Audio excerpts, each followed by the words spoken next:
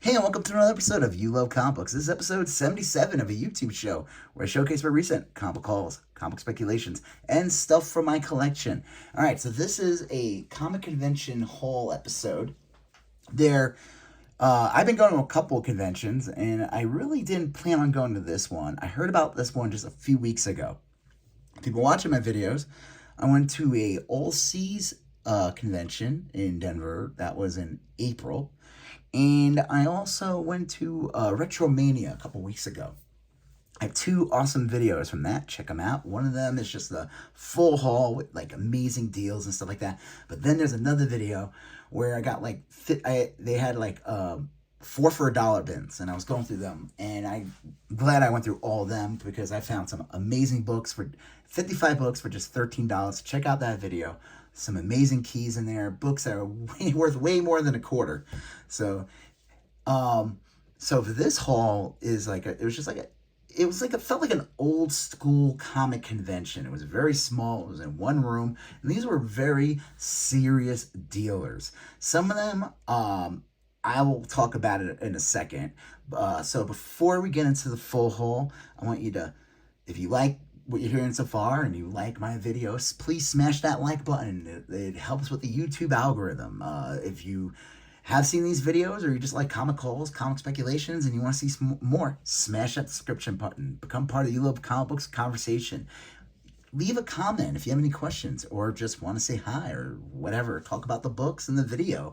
Or maybe I said something wrong. Correct me. Or attempt to.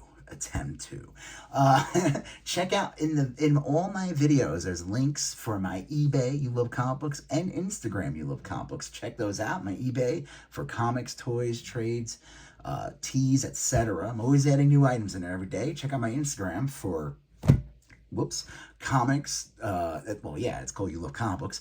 And I post stuff from my collection, stuff from the hauls. I'm at almost 2,000 followers, so check it out. All right.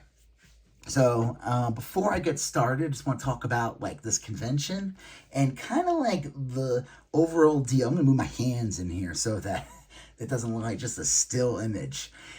I can't say this was a good convention. I went there with only $100 in cash. I didn't want to spend much. I really wanted to go there and was hoping to finally kind of recapture that 4 for $1 bin. Now, I did find some really good stuff in here, but I did not recapture that magic. Now, a lot of these tables, it was like a bunch of old dudes. Jim Steranko was there. He's an old dude. I think there might have been like one or two other artists. Jim Steranko was there. It was pretty dead. I think Saturday might have been bigger. I went there Sunday, but I was looking at these guys' books, and like obviously the old Golden Age and Silver Age books. Like a lot of major books there. But man, the prices were nuts. Like they were like way above market. Like one table, I couldn't believe this. One table was selling, this is crazy, was selling Catwoman #1, the Jim Ballant issue from the 90s, which is like, you find this in every dollar bin. You just do. And they were charging $40 for that. I was like, what is this? Like, do these people work at Mile High or something?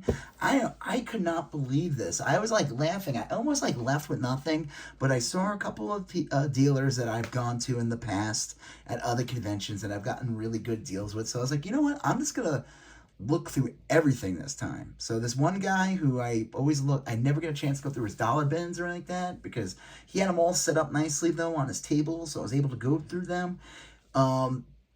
So I'm going to show you them, and we'll go from there. All right, here we go. So to start with, the first book I saw in there was Secret Invasion #1 for just $4. This is, I just want to make sure too, I think this is the first print.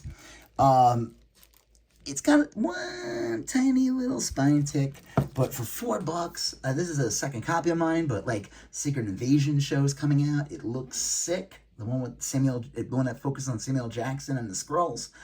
I'm sure this will be loosely based off of this series because if they did that, that would probably cost billions of dollars to make. But I was shocked to find this for like $4. This can be like a $15, $20, $25 book. So happy to get that.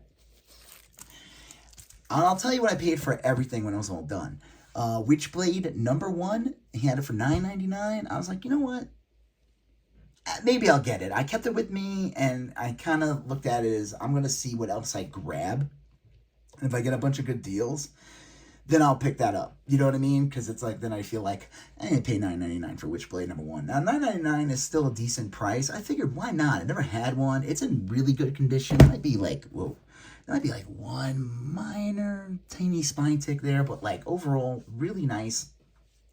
This book was like huge for years. And then I don't know if they ever brought her back, but I figured it'd be cool to have in the collection.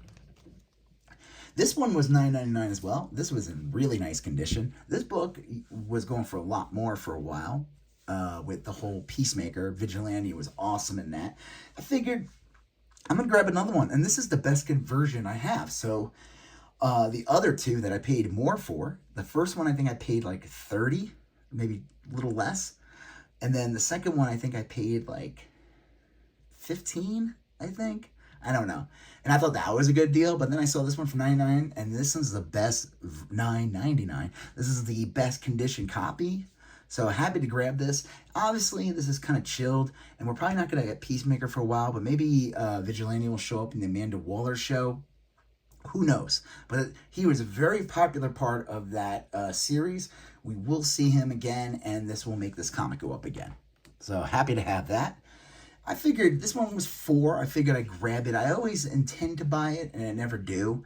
Now I'm gonna show you all the other books that I got from this table, because I went through his $2 and dollar bin books, and that's what made me want to go back and just buy all these other books I just showed you. This is the first Hulk 2099. I figured, why not? It'd be kind of sick if he showed up in Into the Spider-Verse 3. I doubt they'll have any non-Spider-Man characters show up in Into the Spider-Verse Sony movies, but they did mention Doctor Strange in the new one. So, spoiler, they just mentioned him. That's it. All right. If anybody gets upset about that, you can yell at me in the comments section. I apologize, but I trust me, I did not ruin the movie for you. All right, this one was 3 Crash Test Dummies #1 of 3-issue series. I always, if you guys remember these commercials, I always love getting like these licensed books from like the 80s and 90s. They're usually in dog poo condition, but this one was this is in mint condition. Happy to grab this. Look at that, nice white, no tanning or anything like that. And then these were in the dollar bin, so I grabbed these. Crash Test Dummies #2, again, really nice condition. And Crash Test Dummies #3. So I got the full series there. I figured, why not? They're only $1 each. I grabbed this was $1. Baldur the Brave #1. Figured, why not? This one was a pretty good find. I'm happy to get this. I think, Justice League Unlimited, the Justice League animated series inspired styling of Supergirl and Hawkgirl, but I saw Power Girl on the cover. And I mean, it was only $1. I probably would have bought it just for the Supergirl on the cover, but I saw Power Girl. I'm like, I am grabbing that. I looked on eBay to see what it goes for. It is like all over the place. It could sell for like $4. There's a guy on there trying to sell it for like $175. I think that one might be a little crazy, but happy to grab that for $1. This one was $1 as well. Bugs Bunny #1. Figured, why not?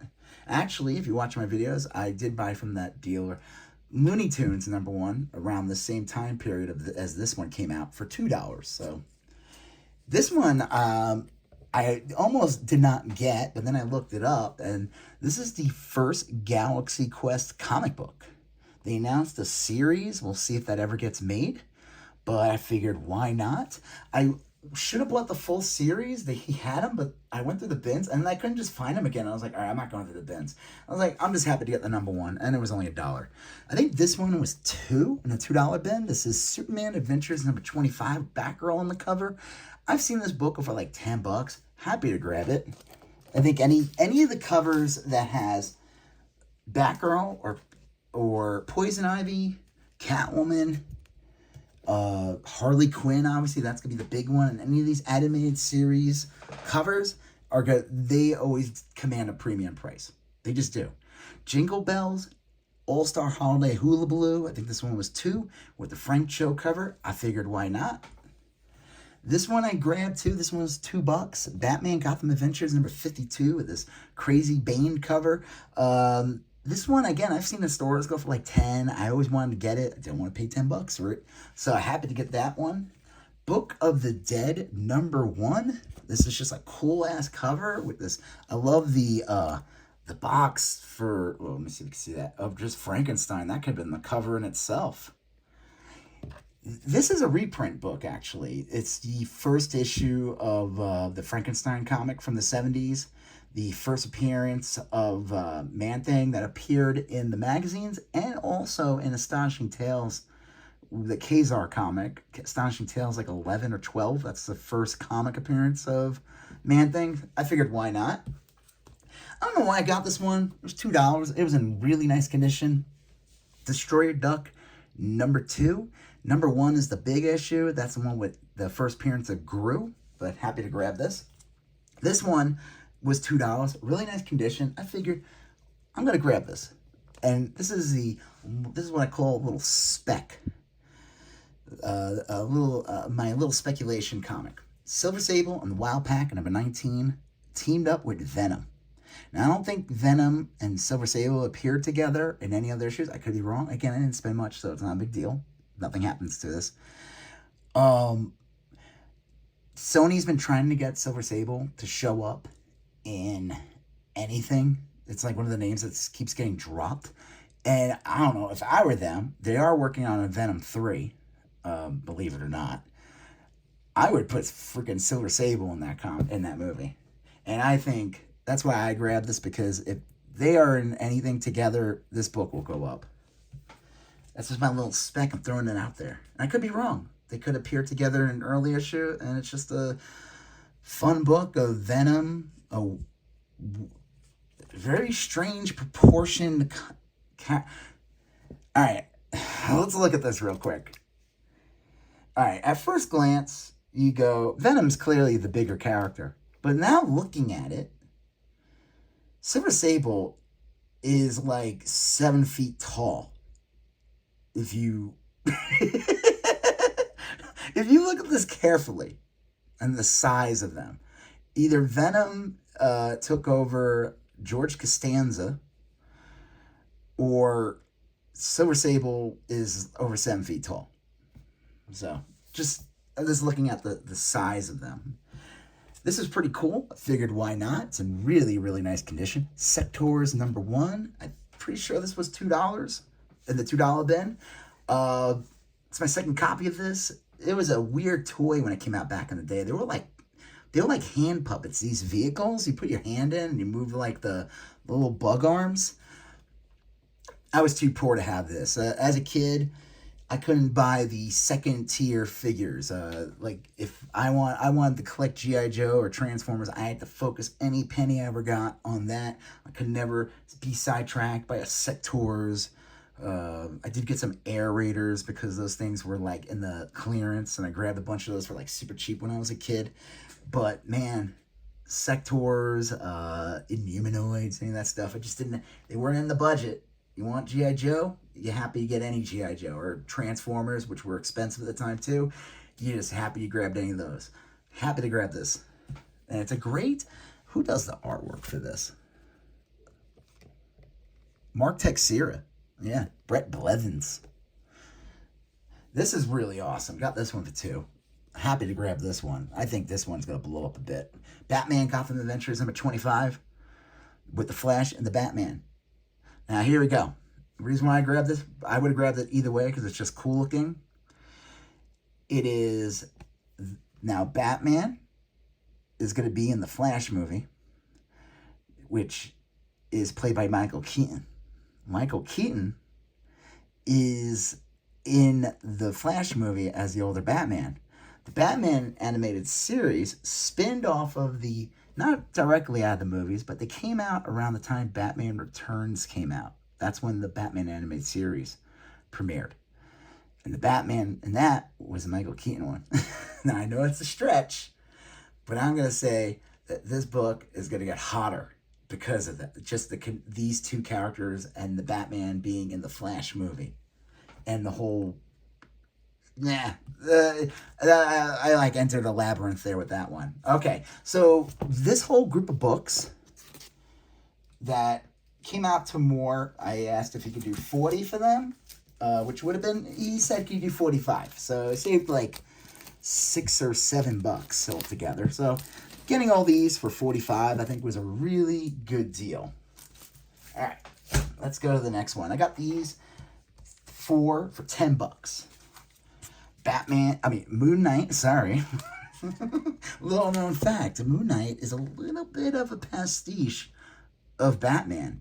And I'll tell you how he is.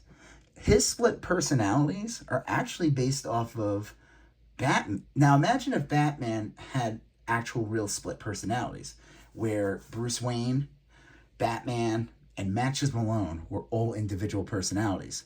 Moon Knight is the Moon Knight character. Then there's the Stephen Grant character, which is, in the comic, is more like your Bruce Wayne. And then there's the cab driver character, I forgot his name, in the Moon Knight world. That's basically Matches Malone. So Moon Knight is a crazier Batman, basically. Just wanted to get that out of the way.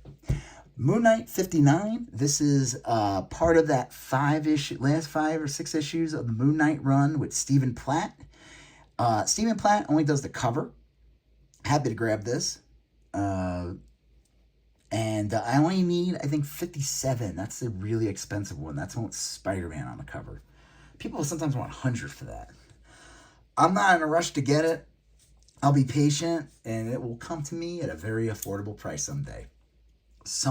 Somehow. Captain America, the movie. I never seen this before. I've never before seen comic adaptation. Captain America, the movie. Do you remember the Captain America movie from the early 90s? Do you? If anyone is my age, if you're in your early to mid to late 40s or whatever, or you are probably aware of this Captain America movie that came out. It starred the guy who wrote Catcher in the Rye. His son got the part as Steve Rogers in Captain America. It was supposed to have like a theatrical run. I remember going to the theater and seeing the poster for with the Captain America shield on it, and it said coming soon. That was like back in like the late 80s. This didn't come out till video until like the early 90s. This is it was a pretty bad movie. I can't describe, like, at the time it was like, it's Captain America, he's got a suit, it's kind of there. It was pretty bad. There's no other way to describe it, but I didn't know they made a comic adaptation. I mean, it makes sense. Marvel makes Captain America. Why would they not make a Captain America adaptation of this? It's like a VF copy, maybe like a fine VF. It was $2. I was like, I love getting comic adaptations. I didn't even know this existed, and this is a terrible movie. He has rubber ears in it, so like you see the ears over here in the costume.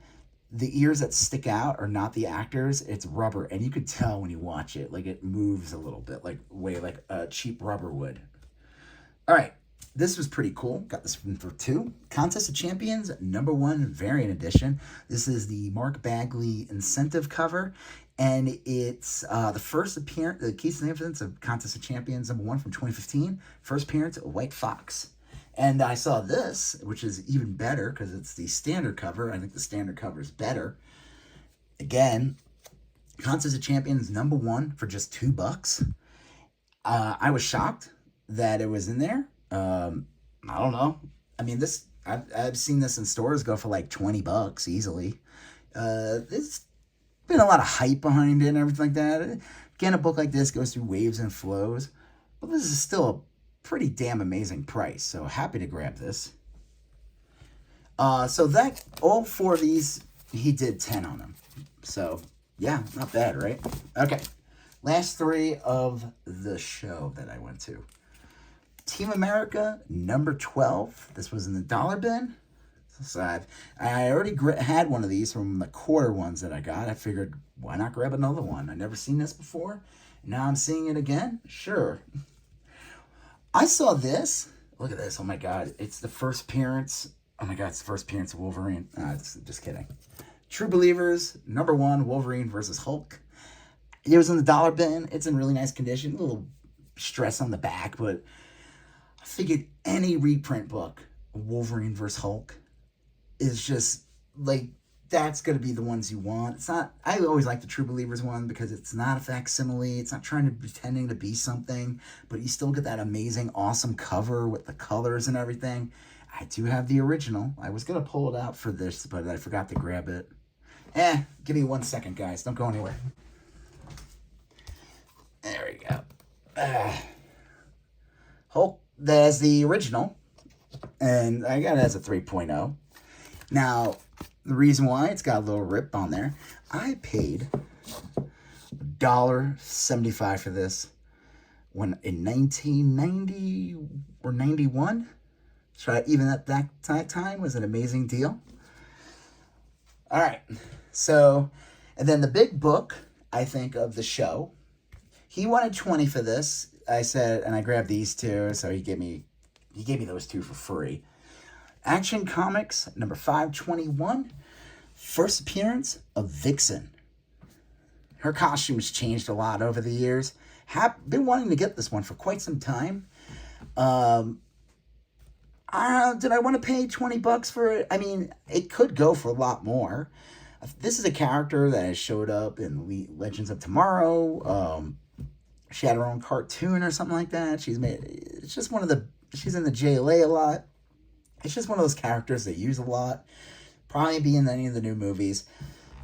I figured, why not? I didn't even know what her first appearance was until like 6 months ago or something like that. So I've always been trying to keep my eye out for this. I never see it, obviously, in the bins. It's always gone. Because people know, anyone who collects knows that this is a character that's, she's like a B-level DC character. You could tell me what.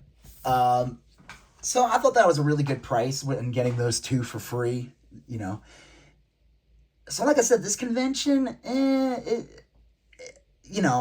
still think I got a lot of really good stuff in it, But it definitely was not, I didn't care for it. It cost $10 to get in, so the whole thing altogether cost me with the $10, I think it cost me $75. Well, $85, sorry, that's what the $10 to get in. It's just there were these old dudes in there. I mean, old, I'm not young, but these guys were old, man, I mean, these guys were dropping, this was big time sellers, but like I said, some of them were at, the prices they were asking for some books were just ridiculous. And some of I did not like the way they displayed their stuff. There was this one table that had none of his books were bagged. I'm talking old Silver Age gold titles and Bronze Age titles that were not even bagged. I'm look at that. I'm you don't have any of these bagged? If you buy it, I'll put it in a bag. I'm why would you not bag them? This isn't a quarter bin. It's what? Who are you? I don't get it. I'm sorry, presentation's key a bit, especially if you're trying to sell. You could get away with that with a quarter bin or a dollar bin, maybe even a $2 bin. But when you're selling your main books and you're trying to get 100, 200, 500 for some of these books, 1,000, and you don't even have a backing board on them, I'm I'm not buying it. I'm sorry, there's a perception to that. I mean, I feel you couldn't just spend 20 cents or whatever, or 5 seconds of time to bag and board the book. Jeez Louise. So, I don't know. Would I go to this convention again? Probably not. But I'm still happy with everything I got. I'm glad there were dealers there that I've gone to before. And I told the one guy that I bought a lot of those other books in the beginning. I said to him, I always go to you and stuff like that because I always find good stuff. He's, he always has new stuff, and he's not sitting on these books. He's selling them. And these other guys, they're, sitting there trying to sell a Catwoman #1 from 1990s for $40. That just looks silly. But you know, there was one guy. I watched one guy sell Batman. What was it, like Detective Comics? It was like right in front of me when I was looking at his stuff, and this stuff was like okay. There wasn't anything like I saw. He had a lot of Golden Age stuff, but he had a CGC copy of like Detective Comics 36 with no cover, and a guy gave him $2,000 for it, and I was like, it was a .5 condition, no cover. The like it doesn't even have a cool splash page. It's like an ad, and I'm just like watching this guy buy it, and I'm like, that's just crazy. I mean, I get it, but at that point, I'm like, I don't know. That's beyond my pay grade, I guess. You know, I'll stick to my what I think is a big score, which is my first appearance of Vixen, or my uh, dollar copy of Wolverine Hulk True Believers. All right. Well, if you like what you saw, smash that like button. Leave a comment if you have any questions. You know, if you like these videos, smash that subscription button. Become part of the You Love Comic Books conversation. Check out my eBay and Instagram links in every video. You're going to see a previous video here, a previous video there, and you're going to smash that subscription button. I'll talk to you guys later. Have a good one. Bye-bye.